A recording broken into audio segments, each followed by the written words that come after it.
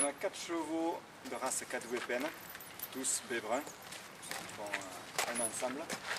Ils sont tous âgés de 6 à 7 ans. Donc là il y aura 3 6 ans et 1 7 ans. Donc, ce sont des jeunes chevaux qui ont débuté cette année l'attelage en compétition. Et là le premier c'est Calvados, avec un beau nom du pays quand même.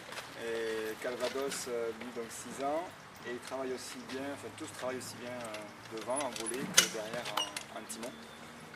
Et lui en fait on le met devant sur les épreuves de marathon et de maniabilité. C'est un cheval qui va assez droit, qui est calme, qui est posé, donc ça donne de la stabilité sur l'attelage.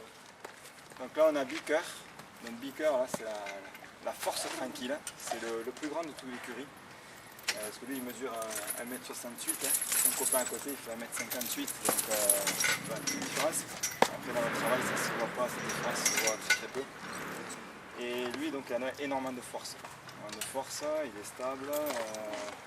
Voilà, donc on s'en sert vraiment beaucoup plus au timon, justement pour bien amener la voiture et donner sa stabilité derrière et quand il y a besoin d'activer l'attelage. Et là on a Silando. Donc Silando 6 ans aussi, donc Beaker avait 7 ans, Silando a 6 ans. Lui il fonctionne devant ou derrière, donc en volée en timon.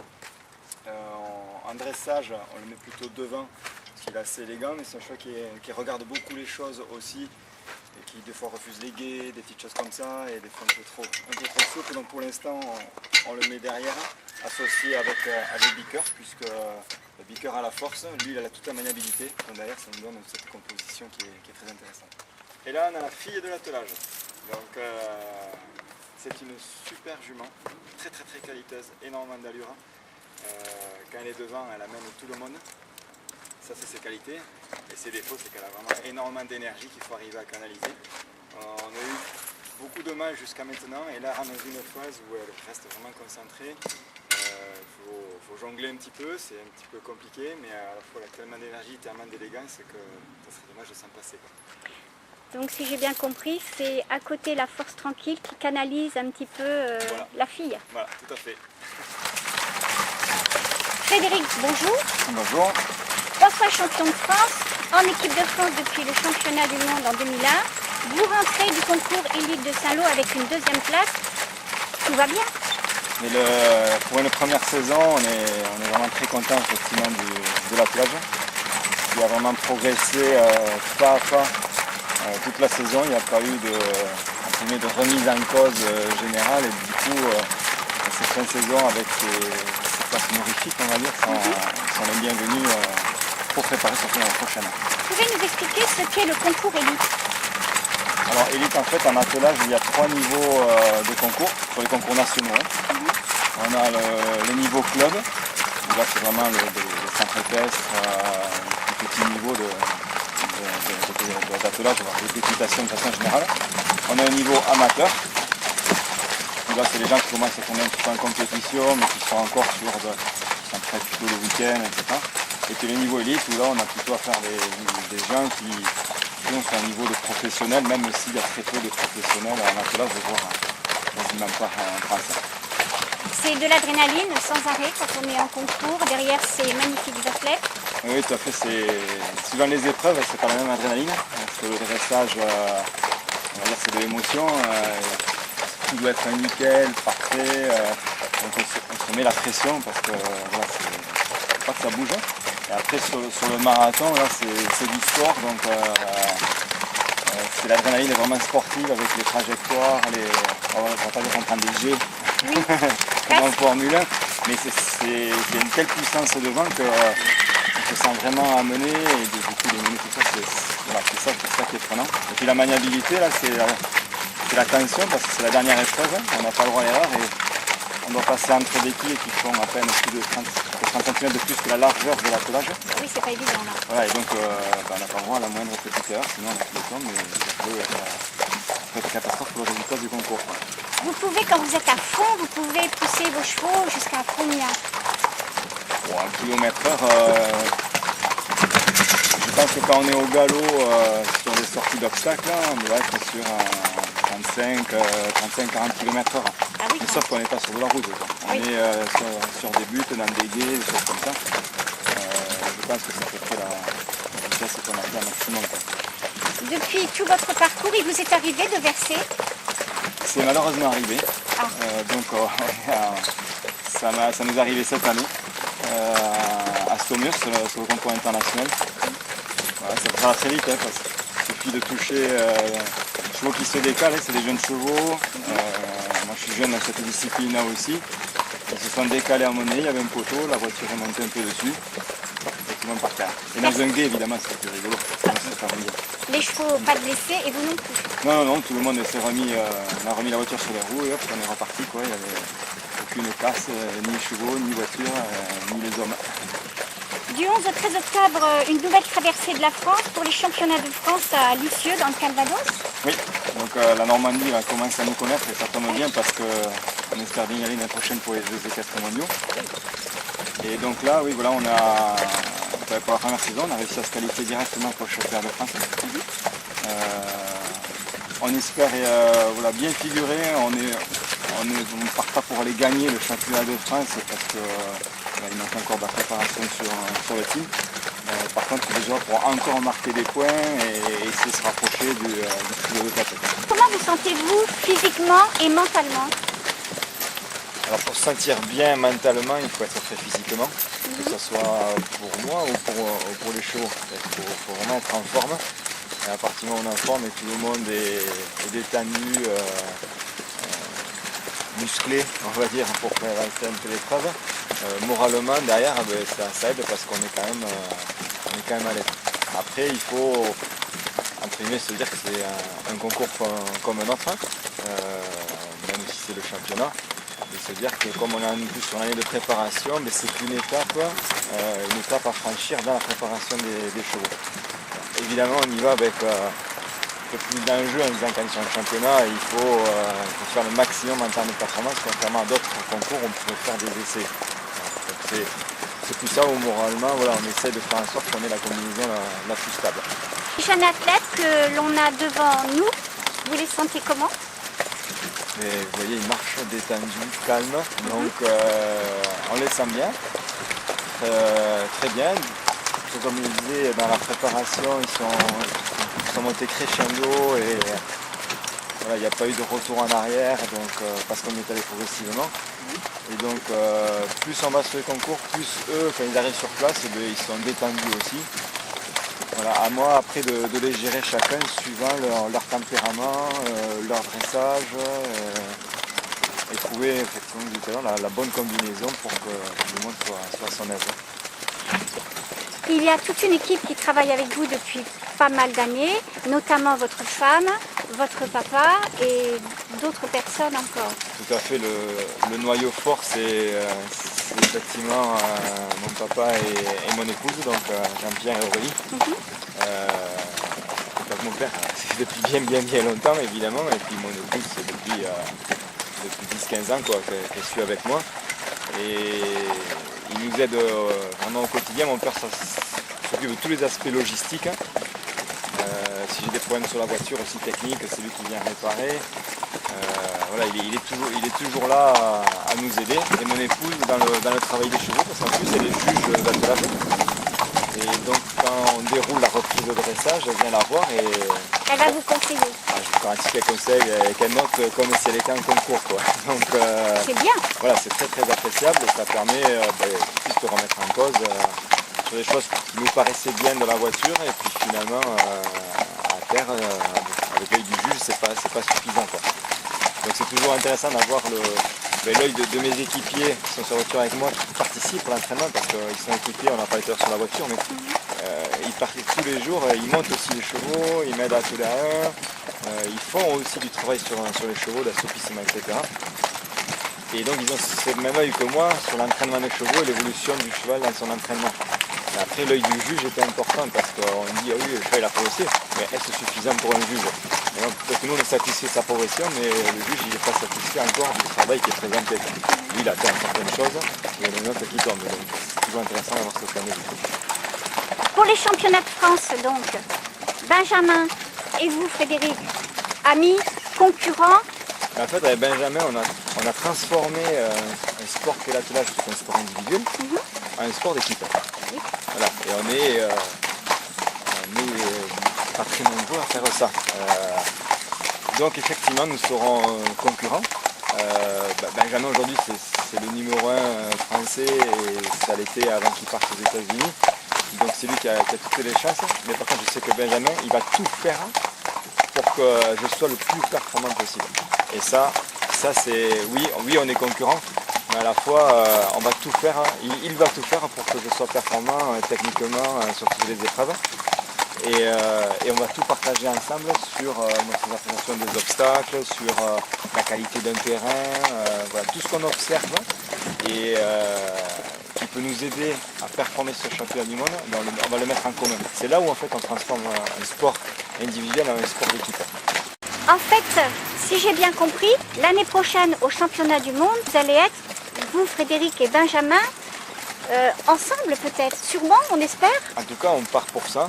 Puisque le championnat du monde l'année prochaine, en fait, c'est les Jeux équestres mondiaux qui sont organisés en Normandie. C'est le plus grand événement équestre au monde qui a lieu tous les 4 ans. Il faut y aller. Il faut y aller, tout à fait. Et donc on a monté toute cette entreprise pour faire en sorte qu'on y soit tous les deux. Mais pas juste y être, parce que juste y être, on l'a fait ça. On l'a fait déjà être à des championnats du monde. Le but c'est d'arriver à être performant. Donc aujourd'hui c'est Benjamin qui est le numéro 1, s'il a une telle expérience à 4 chevaux. C'est lui le numéro 1, donc on va tout faire pour que lui soit le plus performant possible et associer le bon team de chevaux qui va bien, sans me pénaliser non plus, puisqu'on fait en sorte que moi aussi j'ai un team qui soit performant, avec le niveau que j'ai actuellement à 4 chevaux, mais de façon à pouvoir rentrer moi aussi dans ces 9, et pourquoi pas si tout va bien dans les 3 premiers pour être ensemble en équipe de France. Si vous y allez ensemble, il y a une grosse chance. Il y a une grosse chance que Benjamin il soit dans l'équipe des 3, que je sois dans les 9, effectivement il y a une grosse chance aussi. Rien que le fait qu'on y soit comme ça, ça donnera de toute façon une marge de manœuvre à Benjamin, de façon à ce que s'il est le plus performant, à un moment donné, on sait donner aussi un de mes chevaux et le mettre dans le team de Benjamin s'il y avait besoin à un moment donné. Voilà. Et c'est pour ça qu'on a monté tout ça ensemble. Ça c'est merveilleux. Et vice versa, si à un moment donné moi j'ai un problème avec un cheval, il sait aller chercher une de ses réserves, on sait faire une autre combinaison pour arriver à être performant. Et plus on sera performant tous les deux, plus on va se tirer tous les deux ensemble vers le haut. Quoi. Et c'est une saine concurrence, j'ai envie de dire. Il a tout intérêt à ce que je performe parce que ça fait avancer les chevaux. Parce que de toute façon on est amis, enfin tout, mais ça fait avancer tous les chevaux et nos deux teams, et d'être sûr au bout du compte d'en avoir un qui est archi performant. Ça c'est le minimum, c'est parce qu'on cherche, ce qu'on cherche c'est d'en avoir 2 teams performants. Qui ne connaît pas Benjamin Ayot? En tant qu'ami, décrivez-nous Benjamin. Benjamin c'est quelqu'un de très attachant et moi, la principale qualité que je vois à Benjamin, c'est quelqu'un qui est honnête. Honnête avec les gens et honnête avec les chevaux. Et je crois que c'est la principale qualité. Et surtout quand on veut monter quelque chose en équipe. Et c'est ce que l'on a fait avec Benjamin. Je sais qu'on ne se mentira pas avec Benjamin, qu'on se dira tout. Et qu'il n'y aura pas de sous-entendu sur quoi que ce soit. Et on est amis depuis très longtemps. Je ne saurais pas dire depuis combien de temps. C'est le parrain d'un de mes fils. Voilà, ça montre toute la confiance que j'ai en lui et tout le respect que j'ai en lui. Et évidemment, si on lui pose la question, je pense que c'est complètement réciproque. Quel ressenti quand on fait partie de l'équipe de France? Parce que ça, c'est pas rien. Il faut en parler. Oui, tout à fait. La première sélection, c'est quelque chose. C'est une certaine fierté, évidemment, de représenter son pays. Et à la fois c'est une pression supplémentaire. Et en général ce qui se fait en équipe de France, parce que font les sélectionneurs, ils envoient une équipe sur les championnats et souvent des fois ils ont le droit de mettre des attelages en individuel. Donc ça permet souvent aux jeunes de venir et de faire déjà un concours individuel, c'est-à-dire sans avoir la pression de représenter directement l'équipe de France et de venir en tant que représentant quand même de la France, voilà, sans tout cet enjeu-là. Dès qu'on est dans l'équipe de France, si le concours ne se passe pas bien, c'est toute l'équipe. Alors on pénalise l'ensemble de l'équipe. Donc forcément ça met cette pression et puis surtout on est attendu par tous ceux qui suivent notre discipline, se dire qu'est-ce que va faire l'équipe de France. Et au moment où il y a un championnat du monde, tous les yeux sont tournés vers nous, donc ça met une pression phénoménale. Et quand on réussit, c'est évidemment un plaisir qui est découpé. Comment ça s'est passé? Ben, la première sélection, alors j'ai failli partir sur ce sujet en individuel. Donc, le dernier moment, l'organisateur du championnat a décidé qu'il ne peut plus prendre individuel pour une question d'organisation tout simplement. Donc là j'avais été très déçu. Et du coup on a fait un petit bilan de la situation, c'est-à-dire pourquoi et comment. Et c'est là où on a dit mais de toute façon pour être sélectionné c'est simple, il faut être le meilleur. Et si on n'est pas sélectionné, c'est qu'on n'était pas le meilleur. Voilà. Donc en général en sélection, il y en a 3 attelages qui sont en équipe de France. Et il faut être sûr d'être le premier ou le second. Si on pense qu'on est le 3e ou le 4e, il ne faut pas s'étonner de ne pas partir. Donc à nous de se préparer pour être premier ou second.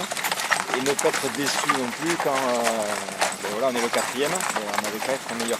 Voilà. Donc la première sélection qu'on a eue, la véritable c'était pour l'Allemagne, c'était un Riesenbeck, où là effectivement on avait bien performé sur les dernières compétitions, on était très près.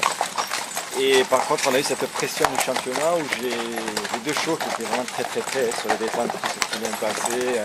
Juste avant de rentrer sur le cadressage, tout allait bien. Et j'avais les chevaux qui sont rentrés sur le cadressage, ils sont mis au galop tous les deux en rentrant, parce qu'ils ont sauté un endroit sur la prairie. Ils sont mis au galop et là ça coupe les jambes et coupe les bras. C'est la faute. Là c'était à nous à regarder qu'ils risquaient de faire ça, on s'en est pas aperçu. Et vu l'importance de l'événement, voilà, ça a mis la pression. Ça s'est pas trop mal passé quand même. On a fait un concours, on a fini je crois dans le premier tiers du classement, donc on a fini le championnat du monde, c'est déjà très bien. Et après vraiment celui où ça s'est très bien passé, c'est le championnat du monde en France qui a eu à Jardy, où là on était dans les meilleurs mondiaux, notamment en dressage et en marathon. Et voilà, la France a fini juste au pied du podium. Et voilà, je pense qu'on aurait vraiment mérité d'être sur le podium de ce championnat du monde-là. Je demande souvent pendant mes interviews, depuis tout ce temps où vous êtes à l'attelage, quel est l'un de vos meilleurs souvenirs? Mon meilleur souvenir, c'est je pense mon premier titre de champion de France à 2 chevaux. Où en fait personne ne m'attendait parce que personne ne me connaissait. C'était quasiment la première saison de compétition à 2 chevaux. Et tous mes concurrents venaient du nord. Et moi j'étais le seul du sud, c'était à Montpellier, à côté de Montpellier. Et là j'ai commencé par gagner le dressage. Déjà les gens se sont dit mais il vient d'où lui comme ça, on ne le connaît pas, qui est-ce? C'est pas rare, on va le plier sur le marathon. Et sur le marathon j'ai plié tout le monde. Alors là ils se sont dit là c'est sérieux. Et puis on a gagné ce championnat là. Et ça c'est un énorme souvenir parce que tout s'est passé comme on l'avait prévu sur les plans et puis au niveau émotionnel, voilà, j'ai toute la famille qui était là aussi et voilà, c'était très prenant et je crois que ça reste l'un de mes meilleurs souvenirs d'attelage. Ouais. C'était en quelle année? C'était en 92.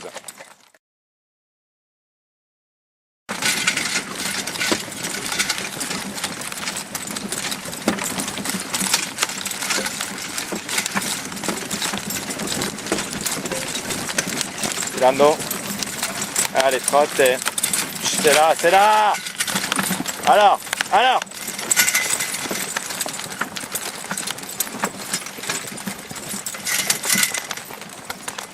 Allez, trotte. C'est méchante là.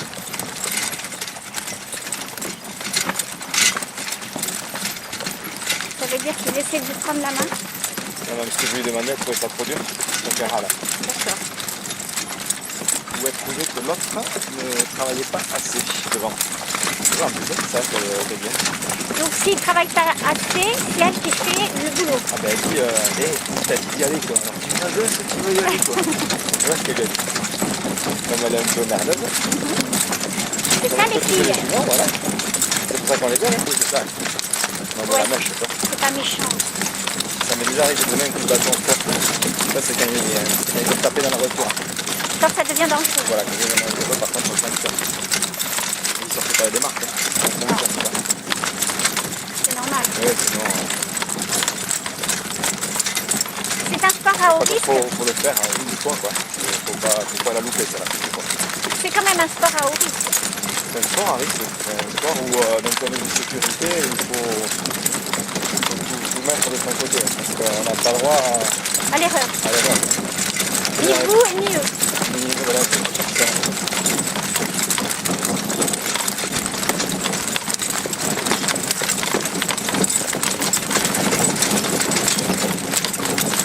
Des fois, on a droit à un petit peu d'ostéo pour le dos. Le dos, il un petit peu quand même. Bon, comme n'importe quel sportif, hein.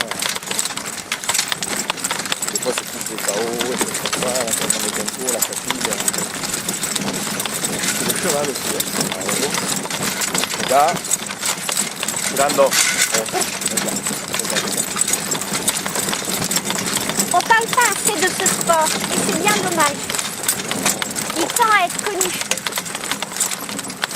de par des champions aussi sympathiques que vous et Benjamin, des athlètes aussi magnifiques que ces 4 chevaux que l'on a devant nous. Tirando.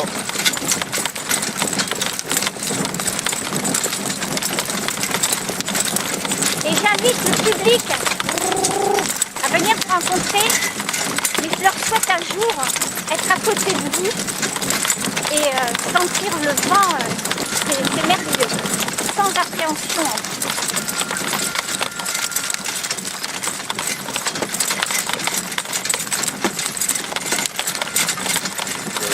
Bien occupée sur la Vinon, elle est particulièrement bien aujourd'hui.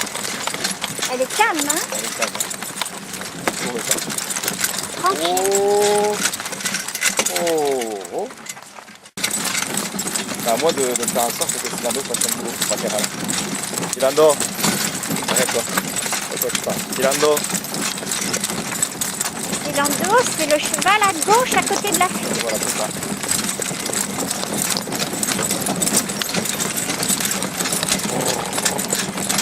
Je vais te donner la canne à pêche. Je vais un peu de Tirando.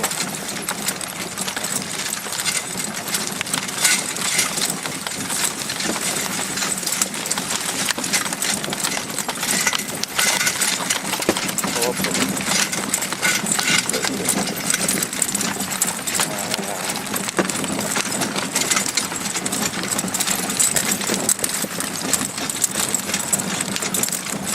Voilà.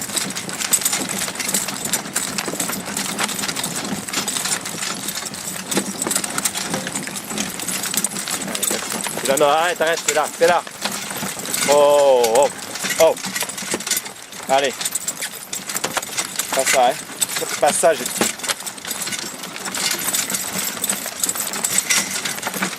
Oui, proche-toi et toi, mais carrément. Oh, trop. Voilà, Tirando.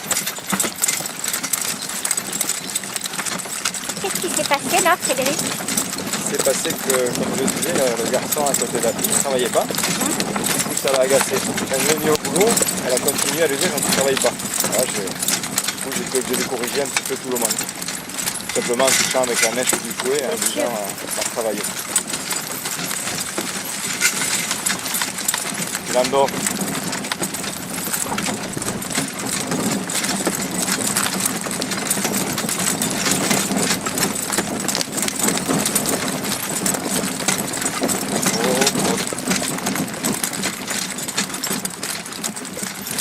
Même avec le professionnalisme que vous avez, ça doit être vraiment très impressionnant quand vous arrivez à fond à certains endroits du parcours. Ah oui, l'adrénaline, elle est...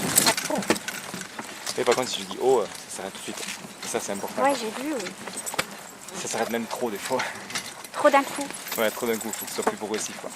Mais au moins, je sais que j'ai un frein. Rien qu'à la voix, j'ai un frein, quoi. Et quand on s'est renversé à Saumur, donc je suis tombé de la voiture, mais j'ai pas lâché les guides. Et surtout, quand on s'est renversé, tout de suite, j'ai vu gros. 4 mètres après, on était arrêté, quoi. C'est bien. Et il n'y en a pas un qui bougeait. On était arrêté dans l'eau, avec du public partout et tout. Évidemment, le public faisait plus de bruit, parce que ça impressionne. Bien sûr. Mais il n'y a pas un cheval qui a bougé. Pas un. Quand on monte à cheval, bon, vous montez aussi, si on tombe et qu'on vous laisse le lâchez. pied dans l'étrier, on est foutu. Ça Et va. donc, en fait, quelque part, vos rênes, c'est ce sont Moi, un, je les enlever, c'est juste. voilà, Mais là, je fais ça. ce sont un peu les étriers Et quelque quand, part. quand je suis tombé comme ça, je suis retombé sur les pieds. J'ai tenu. Vous avez fortement cramponné? dur. Oui. Après, moi, je suis tombé en avant. Je me suis fait traîner un peu dans l'eau. Ah oui. Vous savez, comme ça, hein. On a dit que c'était Oh, hors non, question de désolé. lâcher, quoi. Hop, c'est bien. Cavalos, demain, on va le prendre à un. Là, j'ai l'impression qu'il saute un petit peu, quoi. J'ai l'impression qu'il saute un petit peu, quoi. Il est derrière, hein. Il galope derrière, si tu veux. Il est bancal derrière. Ça vient d'où?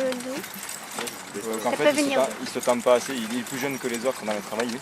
Ah, il apprend alors. Et voilà, des fois, il a du mal à suivre les autres, du coup, parce qu'il a moins de, il n'a pas encore La autant puissance. de force. Et voilà, pas autant de puissance, exactement. Et il va l'acquérir au fur et à mesure? Oui, oui, comme les autres. Hein. Ils sont arrivés comme ça. Ça fait combien de temps que vous les avez? Ça fait entre 8 et 16 mois, quoi. Et vous en êtes déjà à ce niveau-là? Et ouais, ils ont travaillé.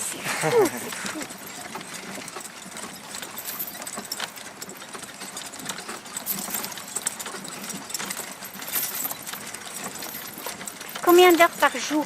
Hop, hop. Par jour, moi j'y passe 2-3 heures par jour en moyenne. Je suis un peu plus proche de 3-4 même, des fois. Ouais, sauf aujourd'hui, par exemple, là, je vais y passer 2 heures parce que le boulot ne me permet pas de passer plus de temps, mais par contre c'est quotidien, quoi. Hop, hop. Il existe une différence entre les chevaux de devant et ceux de derrière? Oui, on va demander aux chevaux de derrière d'avoir plus de force et ceux de devant à être plus agiles. Parce qu'en fait, ceux de devant, il faut qu'ils réagissent à la moindre sollicitation et des fois ça va très vite, des petits pas, quoi, je veux dire. Donc eux, immédiatement, il faut qu'ils soient très agiles. Et ceux derrière, il faut qu'ils suivent en mettant la puissance, puisque c'est eux principalement qui vont tirer la voiture. Y a-t-il un terme technique? Alors, le terme technique, c'est que les chevaux qui sont devant, on appelle ça les chevaux de volet. Et les chevaux de derrière, on appelle ça les timoniers. Les timoniers, tout simplement parce qu'ils sont chacun d'un côté du timon, donc la barre qui les sépare et qui va jusqu'à la voiture. Et après, c'est timonier droit, timonier gauche. Comment fonctionne? Quel est votre travail par rapport aux rênes? Alors, ça s'appelle des guides. Par rapport à monter, voilà. C'est les rênes quand on monte à cheval et qu'on appelle, ça s'appelle des guides. À côté. Bon. Donc en fait on a 4 guides dans les mains. 2 qui partent, ceux qui sont au-dessus, qui partent vers la bouche des chevaux qui sont devant, donc vers les volets. Et 2 qui partent vers la bouche des chevaux qui sont derrière, donc les timoniers. Et en plus ces guides-là, elles se croisent, enfin elles se décroisent, justement pour que quand je tire sur, par exemple, quand j'agis sur cette guide-là, donc celle qui part devant à droite, puisqu'elle est à droite, elle agit sur la bouche droite du cheval de droite et la bouche droite du cheval de gauche, donc les 2 bouches droites évidemment, sinon ce serait très compliqué. Et donc après on s'en sert, suivant ce qu'on a besoin de demander. Évidemment, si je reprends sur les 2, je freine un petit peu tout le monde. Si je reprends uniquement, par exemple, une action comme ça, je freine un peu plus sur ceux qui sont devant. Et pour avoir des mouvements beaucoup plus amples, on fait des boucles en fait. Et là, on va chercher la guide avec la main gauche par exemple, je viens chercher la guide droite devant et je fais une boucle comme ça, que je viens tenir avec 2 doigts, et là je fais tourner.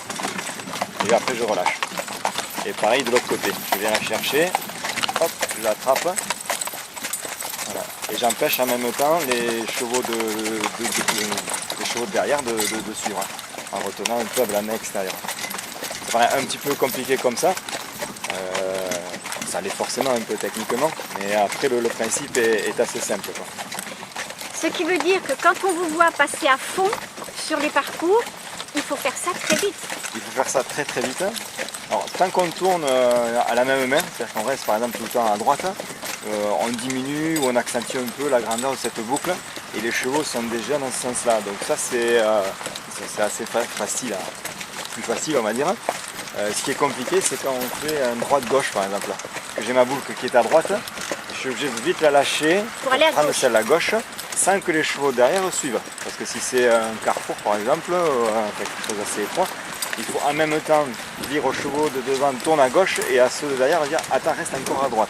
Donc il faut non seulement faire les boucles mais avec les guides qui sont dessous, arrêter les chevaux de derrière pour pas qu'ils suivent immédiatement, quoi.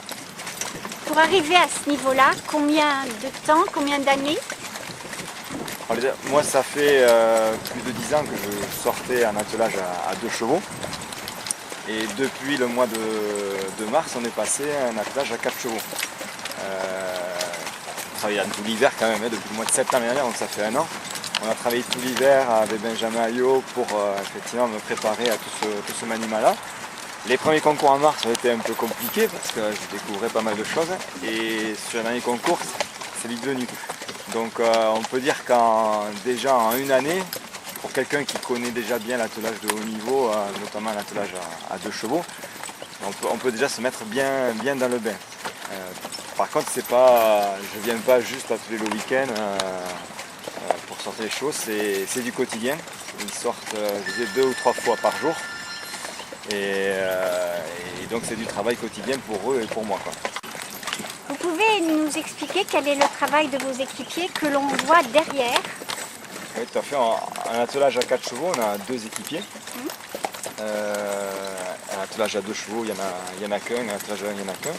Finalement, il y en a 2 en attelage à 4 chevaux parce s'il y a un problème, c'est eux qui descendent. Et il y en a un qui va s'occuper des chevaux de volet, de devant, et un qui va s'occuper des timoniers. Voilà pourquoi il y a 2 équipiers. Et suivant les épreuves, alors en dressage, ils ont surtout une espèce de figuration, on va dire, parce qu'en fait, il n'y a pas de travail à faire, sauf s'il y avait un trait qui se défaisait, mais bon, on fait en sorte que ça ne se défasse jamais. Donc voilà, il faut juste être assis derrière, ils n'ont pas le droit de me parler sur les épreuves. Par contre, en marathon, là, c'est totalement différent. C'est un mix de rallye et on va dire de sidecar. Puisqu'en rallye, vous avez toujours le copilote qui lit les notes au pilote. Mais là c'est pareil, il y en a celui qui est juste derrière moi et il me dicte la route. Je la connais la route, mais lui il me rappelle les dangers, les points où on a vu attention, il faut faire attention sur ce tournant-là, le prendre plus serré, attention à la petite boule, ne pas la faire tomber. Et il me guide sur tout le parcours et notamment sur les points délicats que l'on a repéré ensemble avant sur les reconnaissances. Et le deuxième équipier, lui, s'occupe de l'équilibre de la voiture. Vous vous occupez d'une association qui s'appelle Attelage Pyrénéen. Ce serait bien d'en parler. Oui, tout à fait. Les Attaches Pyrénéens, en fait, c'est une association bidépartementale. Puisqu'en fait, elle s'étend sur les départements des Hautes-Pyrénées et des Pyrénées-Atlantiques. Et son but, c'est de développer l'attelage et le promouvoir au travers d'événements sportifs, donc l'organisation de concours d'attelage.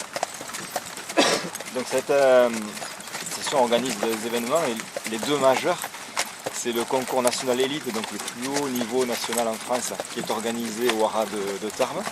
En général, le concours est fin avril ou fin mai. Et un deuxième concours encore plus important, puisque c'est un concours international qui est organisé à Pau, à la suite des étoiles de Pau du gros concours complet, du gros concours français. Donc cette année, ce concours international sera en fait le championnat du monde d'attelage dans la catégorie poney. ça c'est pas rien. Hein. Ce n'est pas rien parce que déjà en organisation c'est quand même quelque chose. Parce qu'il faut que tout soit nickel. Hein. Sur certains concours on peut se permettre des fois, je ne vais pas dire des choses approximatives, mais on n'est pas obligé forcément d'aller jusqu'au bout des choses. Sur un championnat du monde, on n'a pas le droit à l'erreur. Donc c'est très très organisation. Moi 2 ans j'interviens en tant que directeur sportif. Donc je m'occupe vraiment tout le volet sport en lien avec les collectivités, en lien avec les officiels de compétition, donc les juges, les chefs de piste, les délégués techniques. Voilà. Donc moi j'ai en charge tout ce volet-là. Et cette association est présidée par Pierre Yato et la vice-présidente c'est Patrice Niquez qui évidemment travaille tous les 3 conjointement à l'organisation de ces événements-là. Frédéric, merci d'avoir accepté cette interview. d'avoir accepté que je sois à côté de vous, c'est pas rien, hein, à côté d'un grand champion comme vous, et devant 4 magnifiques athlètes, de jeunes athlètes. On vous souhaite, on croise les doigts pour vous, mais aussi pour Benjamin, Tout à fait. au championnat de France. Et on espère vous voir en équipe au championnat du monde. De toute façon, on fait un appel au public. Hein. Il faut qu'ils se déplacent et qu'ils viennent vraiment, qu'ils soient derrière vous après. Tout à fait. Merci beaucoup. De rien. À bientôt. À bientôt.